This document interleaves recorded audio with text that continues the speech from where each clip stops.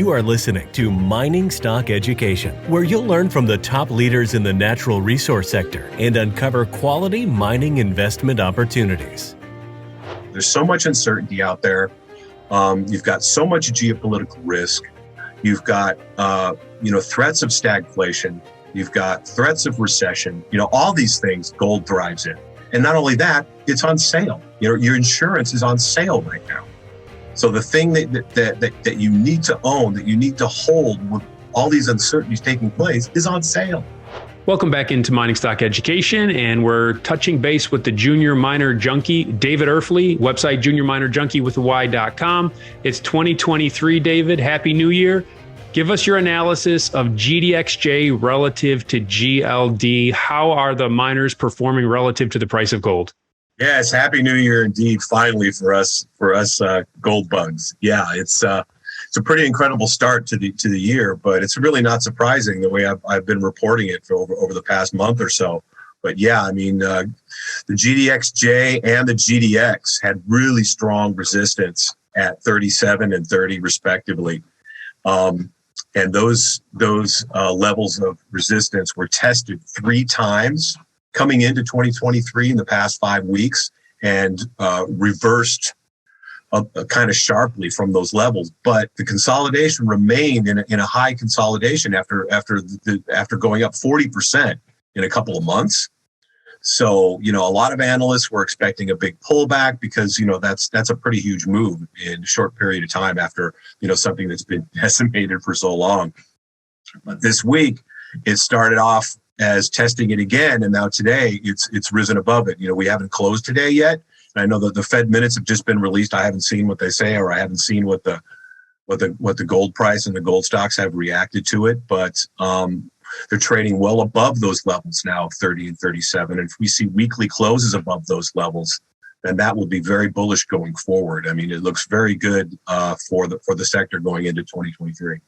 And you're more bullish gold than you are the commodity complex as well, aren't you? Absolutely. Yeah. Especially the juniors. They've just been taken out in the backyard and beaten ferociously with an ugly stick, and nobody wants them.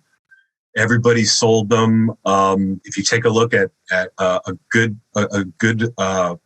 barometer to look at, I know it's only 50% miners, but if you take a look at the TSX venture in Canada, about half of it is miners now. But if you look at the volume over the past 8 months, which is when the capitulation phase was happening in the sector, the volume is the lowest it's been since the beginning of the secular bull market at the turn of the century. And at the turn of the century, that gold bull market began after a 20-year bear market. So, everybody was out of this sector last year after tax loss. I'm selling, I'm out. And the very first day of the year, if you take a look at the performance of what happened with the S&P 500, the best performer in the S&P 500 was the largest gold miner in the world, Newmont, went up 5%, while Tesla was the worst performer, went down 12%. And Newmont now, if you take a look at its chart, it's very bullish. It's created a bullish 6-month base, and now it's knocking on the door of what was formerly strong support at 51, 52, and while paying a 4.5% dividend. Newmont went up to all-time highs over 80, and then it just got beat down so fast. It went down over 50% within the space of about 4 months, and that just took out all the generalist investors. They look at Newmont and they say, wow, the largest gold miner in the world is trading like a junior penny stock. Why would I want to own gold stocks? I'm out. And of course, that's the best time to start to participate in this sector, when you start to see fishing lines in all these fantastic juniors, that the management teams have done all the right things, but they've been a victim of circumstance and sentiment and the gold price not keeping up with inflation that everybody thought was going to take place. But by the end of the year, going into the end of the year, everybody was saying how underperforming gold was, and how the gold stock were doing so bad. But gold ended up being ending basically the year where it began, I think it was down $5 on the year. But if you take a look at the gold stocks, and especially the juniors, you'd think gold was down $500.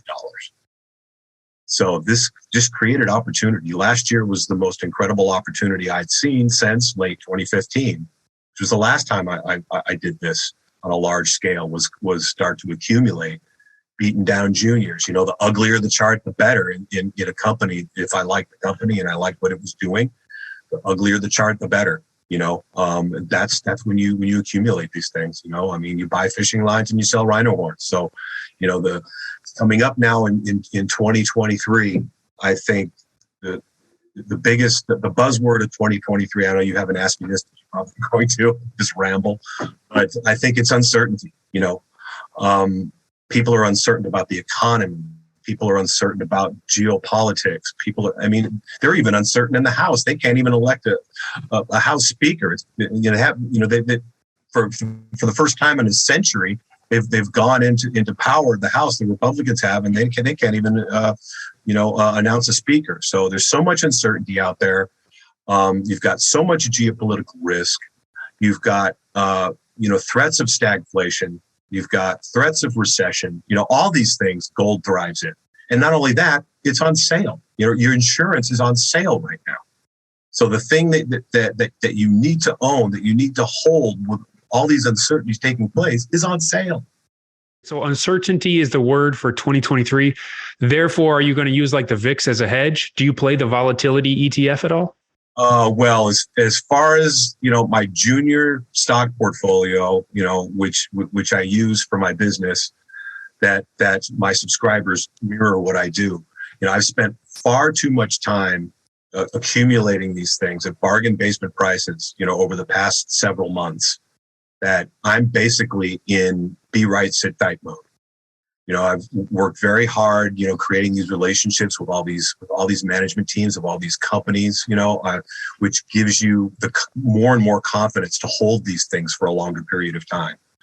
So last year, the biggest challenge was collecting the right companies at the right price, accumulating as many shares, in a basket of the best companies that you possibly can to hold for the next couple of years.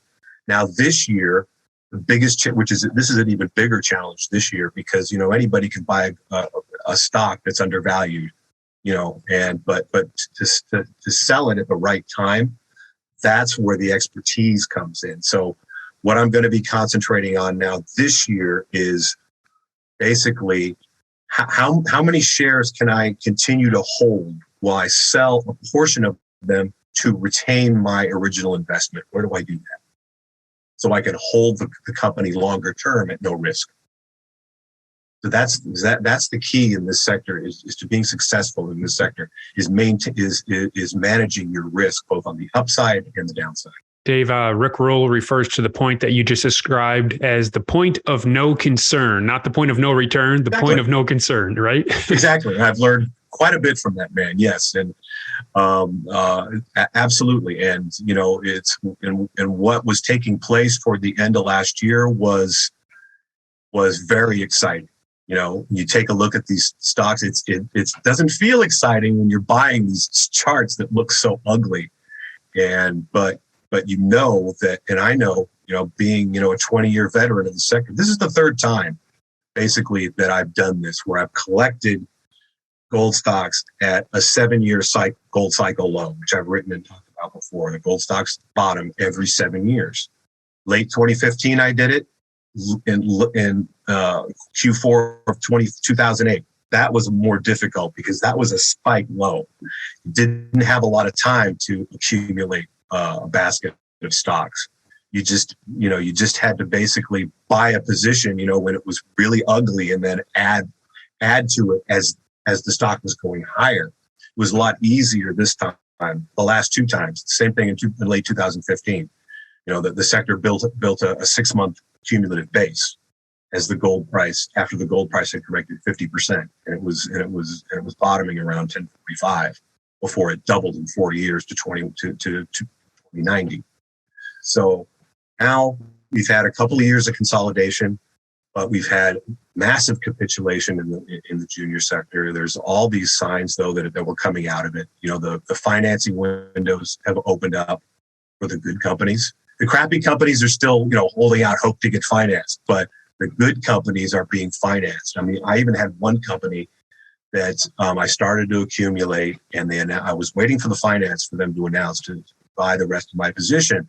And I'd been in contact with the company, and I said to myself, you know what, I better buy this. I better buy the rest of my position sooner than they announce the finance, because I think it has a chance to go a lot higher once they announce the finance. Because the share structure is pretty tight, and I know a lot of people are waiting for this finance. So sure enough, when it was announced, the stock blasted higher, and it went up so high. The company announced a full warrant with the finance, and the stock actually tested the warrant price a week after that took place. Things like this happen in bull markets, not at the end of a vicious bear market in the junior sector.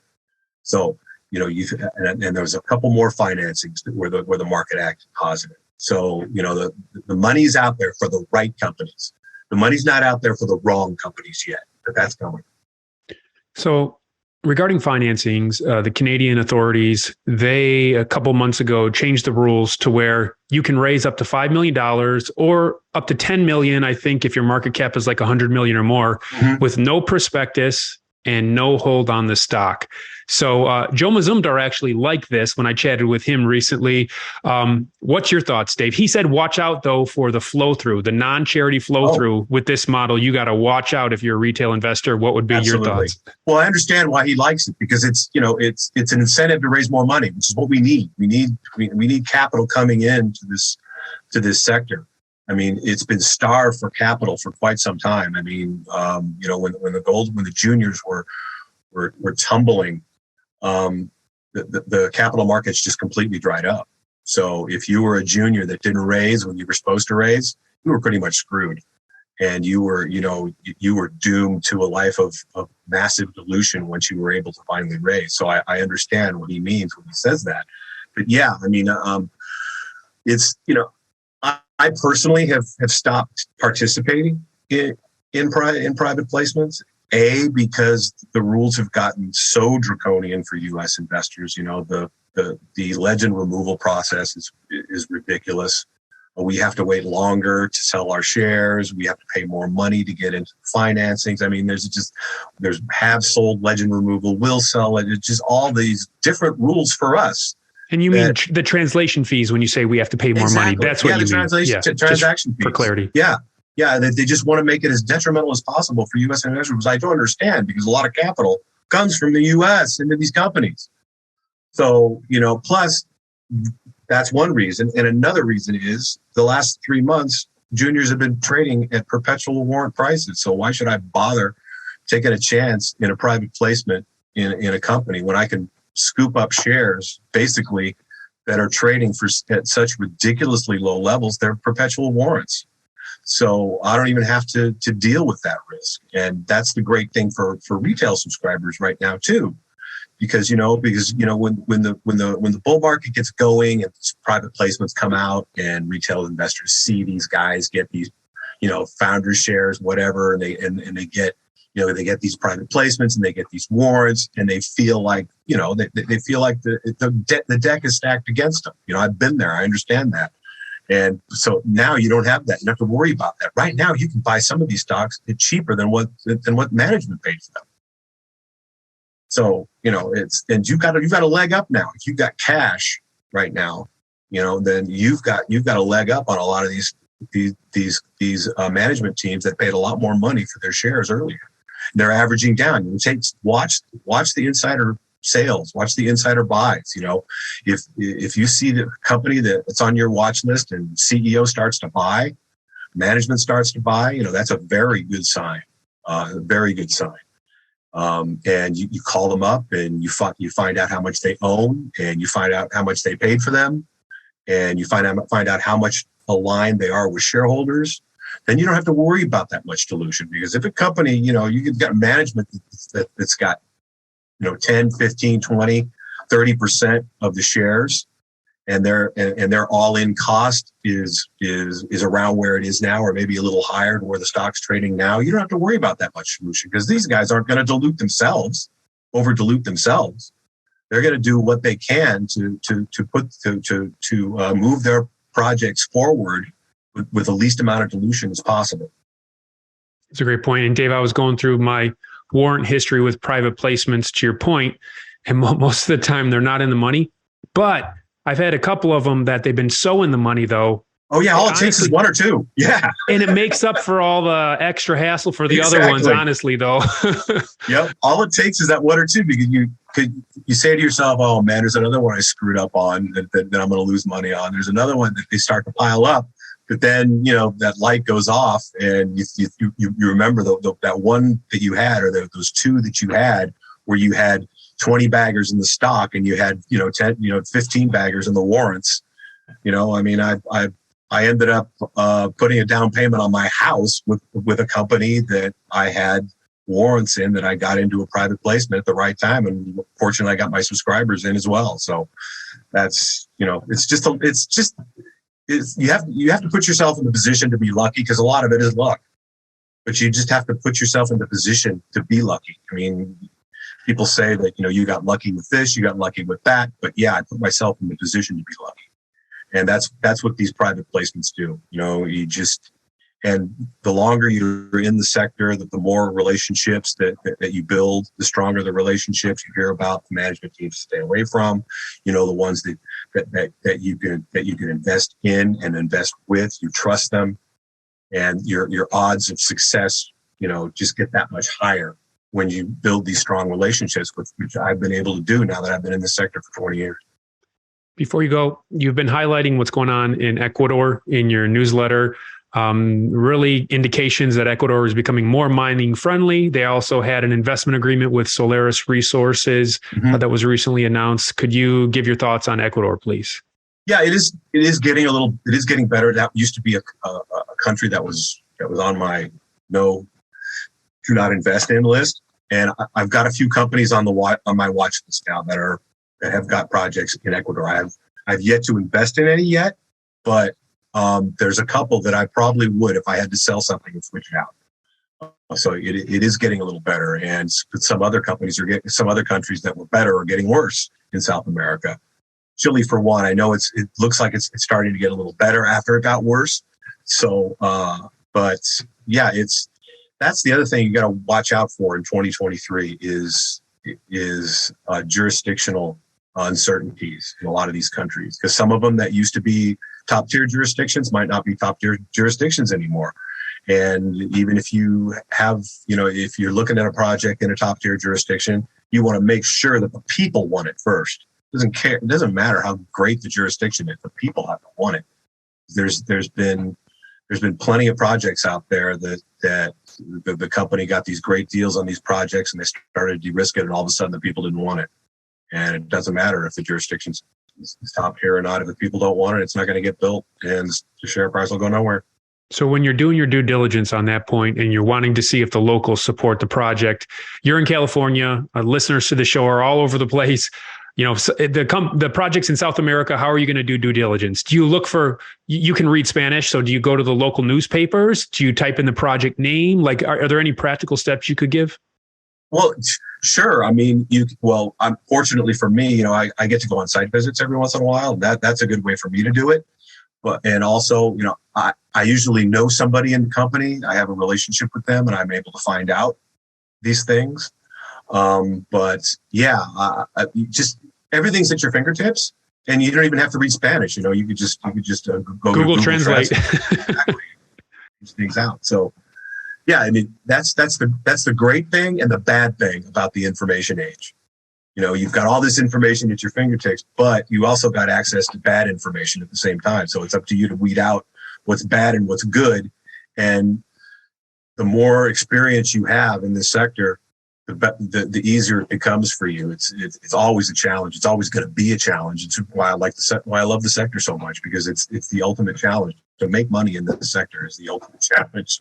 And but don't you think investors today versus 20 years ago, they have an advantage because you have way more information? It doesn't have to go through your broker. You can go on the internet and get it yourself.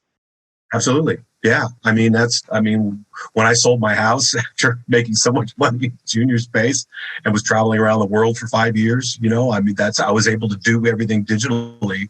All I had was internet. As long as I had internet connection, I had access to all the information I needed. And I was able to further my education and see the world at the same time. Excellent. Well, Dave's website is juniorminerjunkie.com. Comes on the show once a month. Dave's one of my 6+ year mentors. I've learned a lot from him. As you can see, he can talk junior mining stocks all days. I've spent time with him at conferences, and we'll talk junior mining stocks for 8 hours straight. So you're a walking encyclopedia, Dave, and I really appreciate you coming on the show this month. Always a pleasure, Bill. Happy New Year to all your listeners, and continue to be patient. And your patience is I think this is the year your patience is going to pay off.